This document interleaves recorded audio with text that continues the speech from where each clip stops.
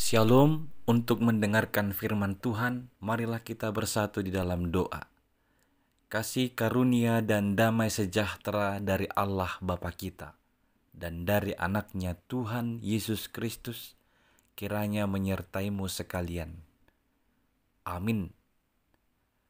Ayat harian untuk kita pada hari Kamis 1 Agustus 2024 tertulis di dalam kitab Kisah Para Rasul pasal 3 ayat 8.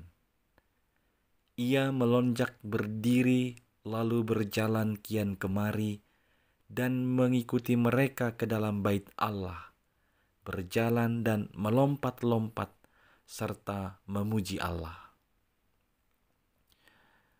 Saudara-saudari yang dikasihi oleh Tuhan Yesus Kristus, seorang laki-laki yang lumpuh sejak lahirnya, yang setiap hari diusung dan diletakkan di dekat pintu gerbang bait Allah yang bernama Gerbang Indah untuk meminta sedekah. Setiap hari selama bertahun-tahun ia meminta-minta kepada setiap orang yang masuk ke bait Allah untuk beribadah.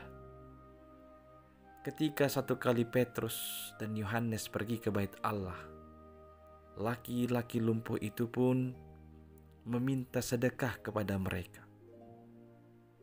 Namun Petrus dan Yohanes berkata bahwa mereka tidak punya emas atau perak yang bisa mereka berikan kepada laki-laki lumpuh itu. Namun Petrus dan Yohanes mendoakan laki-laki itu.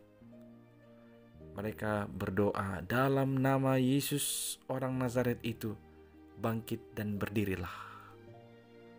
Lalu laki-laki lumpuh itu berjalan. Ia melonjak berdiri, lalu berjalan kian kemari dan mengikuti Petrus, Yohanes pergi ke dalam bait Allah.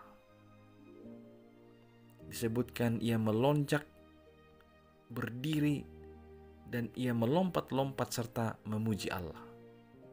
Ia sangat gembira dan bersuka cita karena dia sudah bebas dari lumpuh yang sudah bertahun-tahun.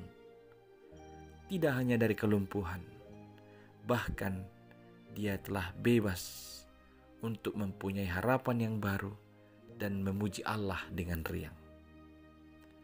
Saudara-saudari yang dikasihi Kristus, mungkin saat ini saudara juga sedang terbelenggu oleh situasi sulit dan menghimpit. Persaingan dalam memenuhi kebutuhan hidup seperti perumahan, pendidikan, transportasi, dan kesehatan membuat kita terkadang hanya memandang uang sebagai satu-satunya jawaban. Kita terbelenggu dalam dunia yang kita anggap tempat kita selama-lamanya, sehingga kita juga terbelenggu hanya mencari uang, dan uang. Oleh karena itu, datanglah kepada Yesus, sebab hanya Dialah yang dapat membebaskan kita dari belenggu-belenggu yang mengikat hidup kita di dunia ini. Mohonlah kepada Tuhan agar kita diberi hikmat untuk dapat mensyukuri apapun yang ada pada kita. Tetap bersyukur dalam segala keadaan, karena rasa syukur akan selalu menolong kita untuk menjadi orang yang mengalami pembebasan. Tuhan adalah Tuhan pembebas. Dia dapat membebaskan setiap orang dari belenggu-belenggu hidupnya, terutama kita, orang percaya. Tuhan membebaskan kita dari belenggu dosa. Dia membuat kita akhirnya boleh berjalan kian kemari, dan marilah kita hendaknya senantiasa memuji Allah, mensyukuri setiap pembebasan yang diberikannya bagi kita. Amin. Kita berdoa. Ya Tuhan Allah, terima kasih atas anugerah-Mu yang membebaskan kami dari setiap belenggu dosa. Dan kami percaya Di tengah-tengah belenggu yang kami alami saat ini pun, Engkau sanggup membebaskan kami.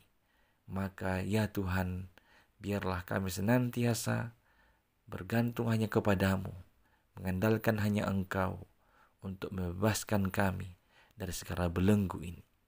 Hanya dalam Yesus Kristus kami memuji Engkau dan menyampaikan permohonan kami. Amin.